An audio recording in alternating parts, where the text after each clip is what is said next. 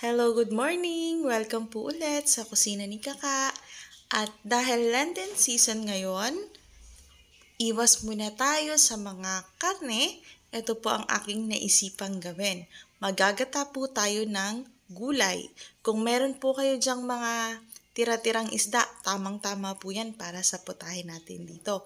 Ang gagawin po natin, sa mainit na kawali, magigisa po tayo ng bawang, sibuyas, at kamatis. Hindi po nawawala yung kamatis sa recipe ko, no? Kasi alam niyo na, masarap at nagdadagdag ng kulay. Kapag translucent na po ang ating mga panggisa, ilalagay na po natin ang ating kakang gata. Ang ginamit ko po ulit dito ay yung sariwang nyog na unang gata. Pero pwede rin po kayong gumamit nung ready na yung mga nasa sachet na. Maglalagay na rin po pala ako dito ng ating mga additional na pampalasa katulad ng sili, paminta, seasoning. At sa ating mga gulay naman po, ang una kong nilalagay ay ang ating kalabasa kasi medyo mas matigas siya or mas masarap po kasi pag nadurog na yan.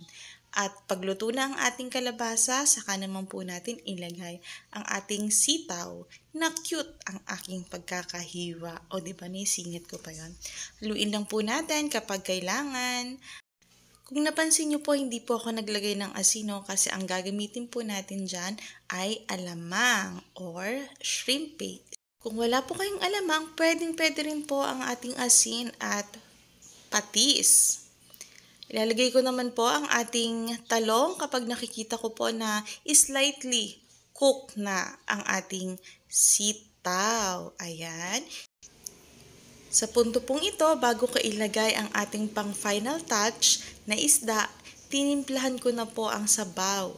Para habang kumukulo siya, yung masarap na lasa ng sabaw, yun na po ang ma-absorb ng ating mga gulay. Mas malinamnam, nanunuot ang sarap. Antayin na lang po natin maluto ang ating mga gulay bago natin iserve. At syempre, kung umabot po kayo dito, baka naman, pahingi naman po ng isang subscribe dyan, like, and kung pwede, share. At syempre, comment ka na rin po kung anong gusto mong sunod nating iluto para ba may idea lang. Kasi minsan, ang hirap na mag-isip. Dahil dyan, salamat sa panonood. Bye-bye! See you on my next video. Thank you!